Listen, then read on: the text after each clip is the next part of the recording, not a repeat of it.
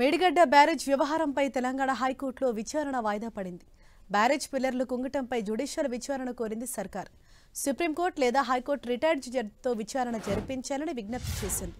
ఇప్పటికే విజిలెన్స్ విచారణకు ఆదేశించామని, final report వచ్చాక చర్యలు తీసుకుంటామని చెప్పింది.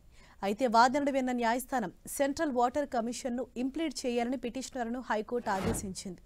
తదుపరి విచారణ 4 వారాలకు వాయిదా వేసింది తెలంగాణ హైకోర్టు.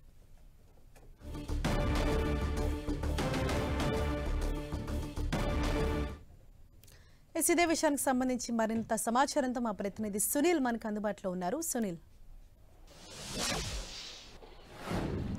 గత ప్రభుత్వము ప్రతిష్టాత్మకంగా నిర్మించినటువంటి కాళేశ్వరం మేడిగడ్డ బ్యారేజ్ కుంగుబాటుపై ఇప్పటికే హైకోర్టులో కాంగ్రెస్ నేత నిరంజన్ వేసిన పిటిషన్పై ఈరోజు హైకోర్టు మరొకసారి విచారణ చేపట్టింది. అయితే ఈరోజు ఒక కీలక పరిణామం హైకోర్టులో చోటు చేసుకుందని చెప్పాలి. ఎందుకంటే ఇప్పటివరకు తెలంగాణ ప్రభుత్వము అంటే నూతనంగా ఏర్పడినటువంటి తెలంగాణ ప్రభుత్వము సిట్టింగ్ జడ్జితోనే విచారణకు జరిపించాలని భావించింది. కానీ ఇటీవల కోర్టులో ఉన్నటువంటి న్యాయమూర్తుల కొరత వల్ల తాము సిట్టింగ్ జడ్జిని ఇవ్వలేమంటూ కూడా గతంలో Telangana high court chief justice Alok Aradhe వ్యక్తం చేయడం జరిగింది. ఈ నేపథ్యంలోనే ఈరోజు మరొకసారి తెలంగాణ హైకోర్టుకు తెలంగాణ రాష్ట్ర ప్రభుత్వము మరొకసారి తమ నివేదన పంపించడం జరిగింది. ఇందులో ప్రధానంగా జ్యుడిషియల్ విచారణ జరిపించాలి. దీనిపై జ్యుడిషియల్ విచారణ సుప్రీంకోర్టు రిటైర్డ్ జడ్జితో కావచ్చు, హైకోర్టు రిటైర్డ్ జడ్జితో కావచ్చు జ్యుడిషియల్ విచారణ జరిపిస్తే మేడిగడ్డకు సంబంధించి ప్రాజెక్టు కుంగుబాటుకు సంబంధించి అసలు దోషులు ఎవరనేది దాంట్లో పూర్తి వివరాలు కూడా బయటపడే అవకాశం ఉందంటూ కూడా ఈరోజు తెలంగాణ నూతన ప్రభుత్వము కోర్టు దృష్టికి తీసుకురావడం జరిగింది.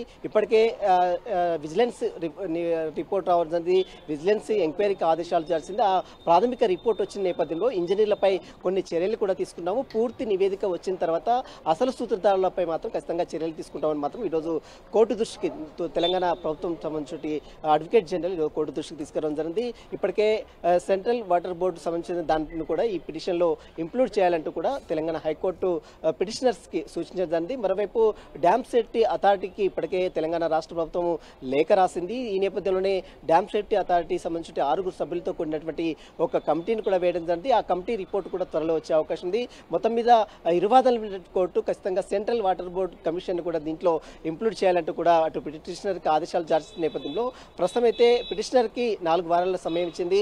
ఈ 4 వారాల సమయంలోనే సెంట్రల్ వాటర్ బోర్డు కమిషన్ని ఇంక్లూడ్ చేసిన తర్వాత మరి తదుపరి విచారణ 4 వారాల తర్వాత మరొకసారి పిటిషన్పై విచారణ జరిపించే అవకాశం ఉంది. మనం ఇప్పటికే చూడొచ్చు, సిబిఐ కూడా చాలా స్పష్టంగా కౌంటర్లో చాలా స్పష్టమైనటువంటి అంశాలను పొందుపరిచింది. తాము కాళేశ్వరం మేడిగడ్డ ప్రాజెక్టు కుంగుబాటుకు సంబంధించి విచారణ జరిపించడానికి తాము సిద్ధంగా ఉన్నాము. అధికారులకు సంబంధించి దానిపై ఇప్పటికే ఎంతమంది అధికారులు ఉండాలనే దానిపై పూర్తి కౌంటర్లో అనేక అంశాలు కూడా ప్రస్తావించండి. రాష్ట్ర ప్రభుత్వము పూర్తిగా సహాయ సహకారాలు అందిస్తే మాత్రం ఖచ్చితంగా తాము విచారణ జరిపిస్తామని మాత్రం ఇప్పటికే సిబిఐ అధికారులు కూడా ముందుకు వచ్చినటువంటి దాఖలాలు మనం చూస్తాం. కానీ ఇప్పుడు రాష్ట్ర ప్రభుత్వం మాత్రం జ్యుడిషియల్ విచారణకు కావాలని పట్టుబడుతుంది. కాబట్టి మరి రిటైర్డ్ జడ్జితో సుప్రీంకోర్టు కావచ్చు, హైకోర్టు కావచ్చు, రిటైర్డ్ జడ్జితో సిట్టింగ్ జడ్జితో అంటే సిట్టింగ్ జడ్జి కాకుండా రిటైర్డ్ జడ్జితో విచారణ జరిపిస్తే ఖచ్చితంగా ఈ డ్యామ్ సంబంధించి కుంగుబాటుకు సంబంధించి దాంట్లో అనేక కీలక అంశాలు కూడా బయటపడే అవకాశం ఉందని రాష్ట్ర ప్రభుత్వం భావిస్తుంది. కాబట్టి మరి చూడాలి, తెలంగాణ హైకోర్టు జ్యుడిషియల్ విచారణకు ఆదేశాలు జారీ చేస్తుందా? ఎందుకంటే ఇప్పటికే సిబిఐ ఎంక్వైరీకి ఇవ్వాలని గతంలోనే నిరంజన్ కాంగ్రెస్ వేసినటువంటి పిటిషన్పై అటు కౌంటర్ కూడా దాఖలు చేసిన నేపథ్యంలో ఇప్పుడు సిబిఐకి ఇస్తుందా లేదా జ్యుడిషియల్ విచారణకు ఆదేశాలు జారుస్తుందన్న మాత్రం 4 వారాల తర్వాత పూర్తి వివరాలు కూడా బయటపడే అవకాశం ఉంది. Harisha, thank you Sunil.